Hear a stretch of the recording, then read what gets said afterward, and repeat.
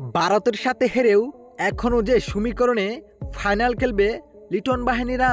দর্শক, আজ শক্তিশালী ভারতের বিপক্ষে মাঠে নেমেছিল বাংলাদেশ।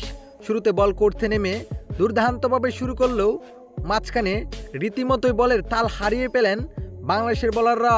শেষ পর্যন্ত 20 ওভারে 6 উইকেট হারিয়ে 168 রান করতে পেরেছিল টিম ইন্ডিয়া।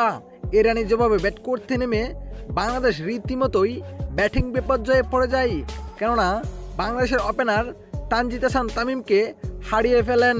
তিনি মাত্র 3 বলে 1 রান করে টেবিলে ফিরে যান।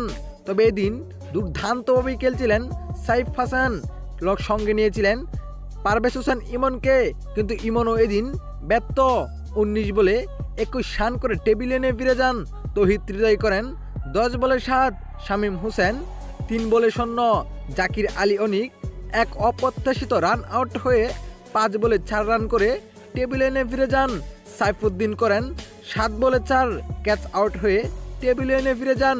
রিশাদ করেন 3 বলে 2।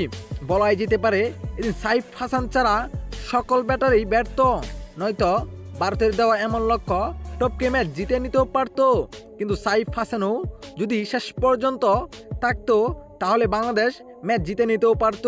সাইফ হাসানকে এক অবিশ্বাস্য ক্যাচ নিয়ে আউট করেন ভারতের বোলাররা। দর্শক, ভারতের বিপক্ষে হেরেও এখনও যে সমীকরণে ফাইনাল খেলবে লিটন বাহিনীরা, যেখানে আগামীকালকের ম্যাচে শক্তিশালী পাকিস্তানকে হারাতে পারলেই কাঙ্ক্ষিত ফাইনালে পৌঁছে যাবে লিটন বাহিনীরা। হারলে একেবারেই বাড়ির পথ ধরবে লিটন বাহিনীরা। তো দর্শক, আগামীকালকের ম্যাচে বাংলাদেশ কি পারবে শক্তিশালী পাকিস্তানকে হারিয়ে ফাইনালে পৌঁছাতে? জানাবেন আপনার মতামত এই ভিডিওর কমেন্ট বক্সে। ধন্যবাদ।